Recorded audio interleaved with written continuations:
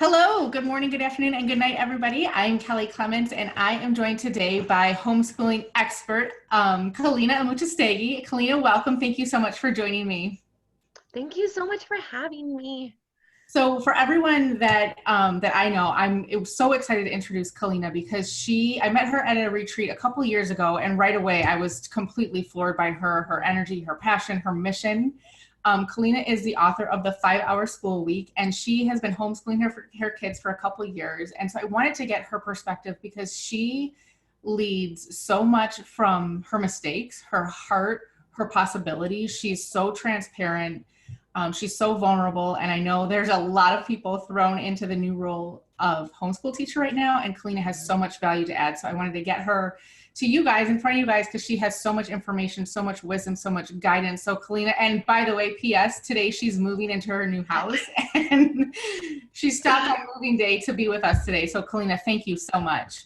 Of course, anything for you and your community. I know what you do, and I just have such a deep appreciation for how you help people and show up. So it's really an honor to get to show up for you. Oh, Seriously. thanks. I appreciate that. And obviously we both have a huge heart for families and entrepreneurial families. And, we talked about some of the biggest questions that you're getting right now. And the one that I think that is the most important is, I know a lot of times when people are starting the homeschool journey, they're trying to choose what curriculum they're going to follow. And I think most of us are in a position where we've been given what we're supposed to be teaching our kids based on our district's curriculum. And you said something that one of the biggest questions you're getting is, how do I do this for my kids and find time for myself? So and I like to start there because it always starts and ends with us. So can you talk about how you, like, your self-care and how you approach this while maintaining your identity and your sanity as a mom and a wife and a person?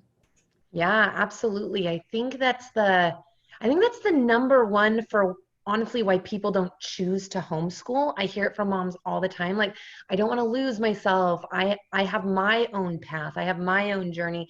And so I can't do both.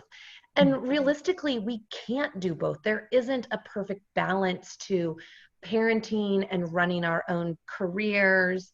And when you start trying to incorporate educating your children into your home, and it's not necessarily by choice, that's going to feel incredibly overwhelming. And so my heart is just like really going out to parents right now, because this was fully my choice, but it was a choice that I made after having my kids in the school system for like 6 years, right? So I think one of the most important, so I had like prepared ahead of time, like I was very methodical in the fact that like my kids are going to be home all day with me 7 days a week. How am I going to make sure that I'm taking care of myself in all the ways, physically, spiritually, and mentally, because it's so important. We can't pour from an empty cup, right? And that is the number one when it comes to homeschool. So I think it sounds so simple, but I think it always, like, my answers always come straight back to open communication. Kids are really smart and they're very receptive to honesty and openness, no matter what age. Like, people tell me, like, no, my 5-year-old doesn't get it. Like, no, your 5-year-old totally understands what needing space means and needing you time. And it's just about explaining that to kids and explaining what that looks like to you personally, because for each of us it's so different, right? Totally. And that comes back to accountability. And when I notice when my kids don't get it, it's because I'm not following through. If I Right. need personal time and then I'm like, and then very next beat, like back out playing with them or getting stuff ready for them, it's why they don't get it, because I'm actually not delivering. Yeah, absolutely. Yeah, and it's just carving in that time. It's saying, it's just like me jumping on this podcast in this moment and saying, like, okay, I'm in my room for this allotted amount of time and you have X, Y, and Z that you can do. And as soon as I'm done, I'm going to do this with you. And Yeah. it's just setting up that natural flow, but always blocking it out. Yeah. Yeah, and when we talk about blocking it out, and this is something that I think so many of us are going to come to realize, and I know you had a big breakthrough with this, is how much of the curriculum we're going to cruise through in a short amount of time compared to the 7, 8, 9 hour days they have at school. So can you talk a little bit about time expectations, about how long this is really going to take on curriculum versus what we do with the other 22 or 3 hours of the day? Yeah, I mean, there's a reason I called my book The 5 Hour School Week. I mean, we kind of coined the term from Tim Ferriss's 4 Hour Work Week, which just goes into like there is a more efficient way to do things, to learn things, to prioritize your life. And one of the things that we noticed immediately, like we started traveling, my kids were in school prior to us homeschooling. And so we would start traveling and we would get a full week's worth of work, and we were getting it done in an hour to 90 minutes, like on Sunday night before my kids were going back to school. And even doing all of that work, sometimes they would go back to school and say, oh, I'm further along, right? Because what actually happens in a classroom is very little academically. We think it's a lot, but it's not as much. And so, parents are, I'm already starting to get emails like, I had a week's worth of work and my kid finished it in one day. What am I supposed to do now? Wow. And you guys, that's when you get really excited. Like, this is the really cool part, because you haven't had an opportunity to have your kids at home to get to learn the stuff that you've always wanted to learn with them, the stuff that like we didn't learn and we really wished that we would, or that time to just connect with them, to share a book with them, or oh my, even a TV like series. Like, I don't care. Like, you get to connect with your kids now. Sure. Yeah. And I remember my position on public school started changing for me when I was facilitating a program called Lifebook. And I had the realization that we spend all of these years in school, and, we're sending our kids through all these years in school, trying to teach them how to get a job. But the things that they're learning about are like how to identify rocks and clouds and structure, diagram sentences. And so when I look at my kids' homework and I don't know how to do it and I haven't used it since I was in seventh grade, I'm like, Yeah. I don't actually care if you learn this. Exactly. Right? Yeah. Like, so do you expose because you guys run a business, you and your husband have a business, do you expose your kids to the business conversations and the business meetings that you're having, that, like the wisdom they'll actually need when they get into the workforce? Oh yeah, like we're really, I mean, our kids know exactly what we do. Even when I was writing my book, they were a huge part of that. They're a huge part. They understand how escrows work and how you flip a house. And I mean, they're very involved in that way. We also just do a ton of like growth mindset stuff with our kids, like emotional intelligence, Yeah. is a huge curriculum. Like if you're going to choose a topic or a subject in my house, we focus on emotional intelligence. We focus on financial literacy. You can play Monopoly with your kids and they can learn so much. You can cook in the kitchen with your kids and they're going to learn so much. I mean, we focus on service, community, just real life, like how we live our day. Yeah. That's what we expose them to. Yeah. And I have a feeling like our kids are going to be so far ahead of the curve because they're outside of the curriculum now. And, every family is going to be teaching new values that are important to them. And Yeah. when you talk about emotional intelligence, and one of the things that you and I talked about offline is how important boundaries are right now. So do you have resources or favorite strategies that you use for communicating boundaries and emotional intelligence? Yeah, so as far as a lot of kids are going to have no idea what you're talking about when you're talking about growth mindset or emotional intelligence. And so there's some great resources for kids. Um, Big Life Journal is a great one. Like they have so many worksheets, and they have a journal that you can order on Amazon, but they have a bunch of free printables that I love using. Um, we really love Miracle Morning by the McCarthys and Hal Elrod, because they do charms and they talk about positive affirmations. And so when it comes to setting boundaries, though, with my kids, it again comes back to what I talked about in the very beginning, which is just that open communication. And what that looks like for us is like, I respect your space and what you want to do and how you want to spend your time. My kids are given a lot of freedom in when they do their work, right? Like they have a choice of like when they're going to start their curriculum for the day, when they're going to do their academics, when is their reading time. So they have all of this freedom and space that I allow for them. I just ask for the same respect back. And so we just talk about that give and take a little bit. And so if I feel like a boundary is being crossed, like, hey, I really respected you earlier today when you wanted to do this, and now I really need to finish this. And so how can we make that work? I love the two-way street there and the recognition that kids need different things. And, Yeah.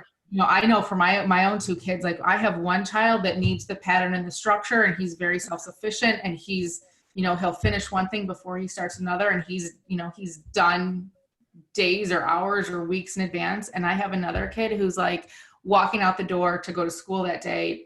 I should, now's a good time to work on my homework, like Yeah. last minute. Yeah.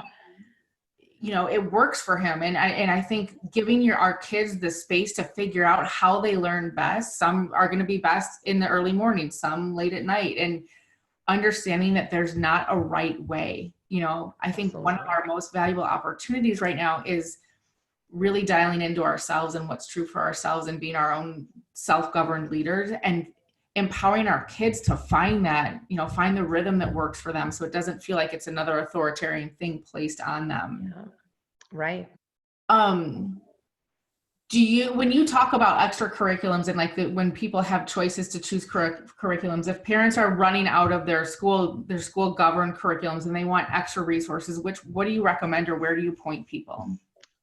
So I really, really love outschool.com, and I think it's going to be an amazing resource for parents during this time because it's so temporary.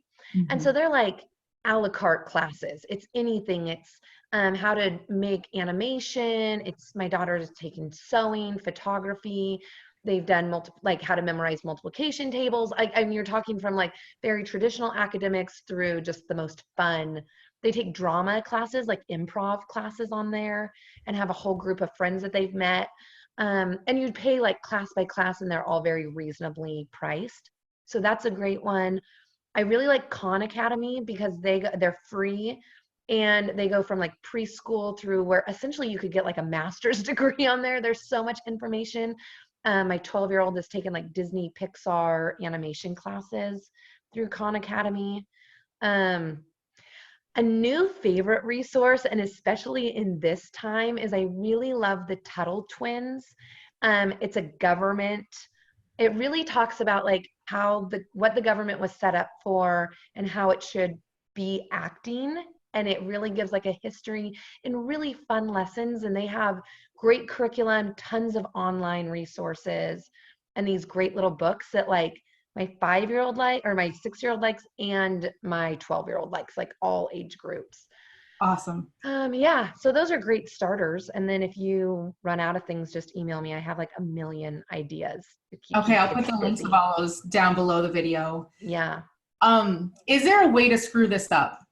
No, no, that's the thing, is you could do nothing. That's the message, right? Is you cannot screw this up. Like living life is learning, and true learning doesn't actually happen in a classroom. Like true, like to your bones, I'm going to remember this, I'm going to use this adds value to my life. That doesn't happen at a desk. That happens right now.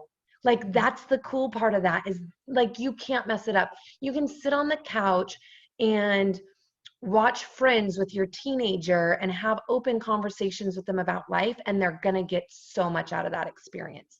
You can bake cookies in the kitchen with your 7-year-old, and it's going to be a win for the day. Like you just can't. You can't. And for those parents that are like really freaked out, like, no, I have to have a check, I have to check something off my list. Something that people are finding really helpful is Charms, which is Lindsay from the Miracle Morning. And in the beginning, I really was religious with Charms, which is just very simple. Like, did your kids do something creative today, healthy today? Did they affirm themselves today? Did they meditate? In my house, that looks like prayer. And were they of service to somebody? And if you do Charms, right, and you can mark that off the list, wow, like that's a great day, you know? Yeah, So it just keeps it, that's a simple way to keep it. I love it. I love it. And so, I mean, we're all like just starving for structure and certainty right now. And Right. I think, the most important thing we can all remember right now is, because everything is on the table, everything is up for grabs, everything is in a massive reset, and nobody knows when, how, Yeah. where we come out of this. And so we're all, it's requiring a lot of imagination. And when imagination and logic are in conflict with one another, imagination will always win. And so I think for the adults that are leading through this, it's super important to mind our thoughts, to make sure that we're coming at this with positive expectancy, that we're speaking into how we're going to come out stronger on the other side, because what the kids are really learning right now is watching the adults in crisis. Amen. Yeah. Yeah. Keeping positive expectancy, positive, and not irresponsible, but just a positive outlook on all this and really creating our reality is going to be one of the most useful ways that we can come out of this with our kids. Absolutely. How are you talking to your kids about this? You know, so piggybacking off of that, like my number one thing I keep saying is relationship first, education second, curriculum second, right? So right now, like this is stressful times for everybody, regardless of what your situation is. Like everybody, like everyone goes, oh, you're just used to this. You're a homeschooler. Homeschoolers don't isolate, guys. Like even me, who's a little bit of an introvert, like my kids have extracurriculars. They're in drama, they're in dance. They've had so many things canceled. So like this is really difficult for everyone. And I think, with my kids, I'm really honest. We have very open communication, and I tell them exactly like, we don't know, right? We don't know, but I know that you're safe and we have everything that we need and we have more than most. And there's a lot to be grateful for. And that's where we keep it right now, because I don't think that it's healthy to tell them, because that's what I know right now is I do have a lot to be grateful for right now. And I don't know much else other than that. Right. Yeah. Right. And so that's what I focus on is like, what can we do? Like, how can we stay connected to the people that we love? How can we fill ourselves up every day and not focus on fear? I'm an anti-fear person. So when my kids start doing like well, what if? Well, what if? Well, what if? Like, I don't know. What if the sky falls? Like literally, what ifs are pointless. Right. Every day there's before this even happened. I just don't believe in that mentality. So it's just keeping them focused on something, like having a goal and seeing the silver lining, always finding the silver lining. Yeah. And when you talk about goals, I'm so glad you said that, because what I'm finding with my people is the absence of anticipation. I was looking forward to this trip, or I was looking forward to dinner with my girlfriends, or I was looking forward to this new client or this new speaking up, or whatever, and everything's gone now and it feels hopeless. And in the absence of anticipation, it can feel hopeless. And what I think another thing that we're all being called to do is getting really good at focusing on the now. So when you talk about goals, I think it's also important to have like little micro hits of anticipation, whether it's tomorrow we're all going to cook our favorite family dinner, or next Saturday we're going to have a Zoom with your cousins across the country, but having little things scheduled out into the future so that there's a sustainable feeling of hope and anticipation. Absolutely. I also think it's really helpful to like do something learn something you've been wanting to learn, right? Like I'm going to learn how to French braid because I don't know how, and I have 3 girls. And I always say, like, the girls go, why don't you French braid my hair? And I go, I just don't know how. I'm not coordinated enough, right? Like that's just something I've always said.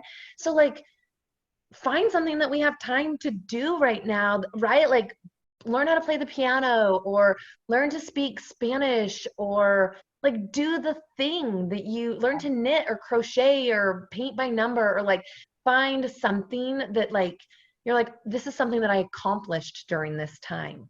Totally. Don't miss it. Like, don't miss it. Learn something. Read a book, for God's sakes. Like, please read a book out loud to your kids. Like, here's an idea. If you have not read the book Wonder yet, read that out loud to your children, like of all age groups. It's amazing. And then watch the movie afterwards. Like find a book and a movie and read through it and watch it with your kids. Like there's so many things that we never have time to do that we have time to do. Yeah. You don't come out of quarantine with a messy shoe closet still. Exactly.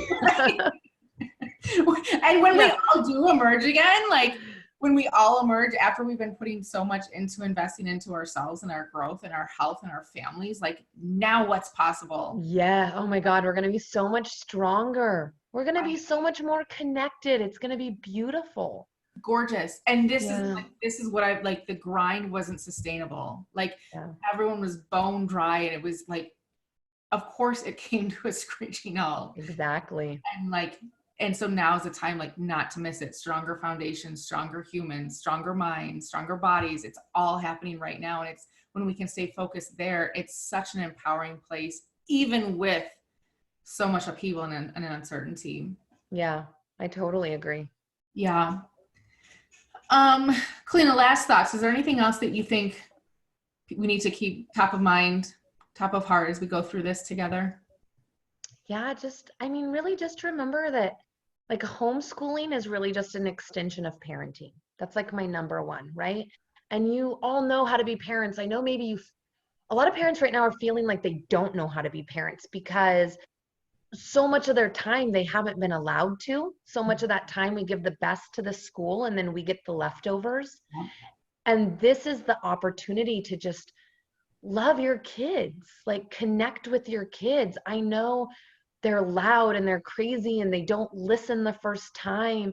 And like, it's going to take a minute to understand how to communicate with each other, probably. There's going to be a little bit of growing pains that parents need to prepare themselves for. And just like, but if you just love them through it, like, wow, like the work that can be done is going to be incredible. And I really, really believe that. Yeah, I totally agree. And I can't wait to hear the stories on the other side of this. Thank you for sharing all of your wisdom. Your Facebook page is the 5-Hour School Week, right? Yep. 5-Hour School Week on Facebook. I really love Instagram. That's where I hang out the most these days because I always have a story. I share lots of resources on there. So yeah, just reach out. Awesome. And your book is on Amazon, correct? The 5 Hours. Yep, and on Audible. I recorded it myself. It was so fun. Yeah. Awesome. Yeah. Congratulations. Yeah. So yeah, you can do that too. Awesome. Well, Kaleena, thank you so much. Happy unpacking, happy quarantining, and I'll see you on the other side of this. All right. Thanks, Kelly. You too. Bye. Bye-bye. Bye.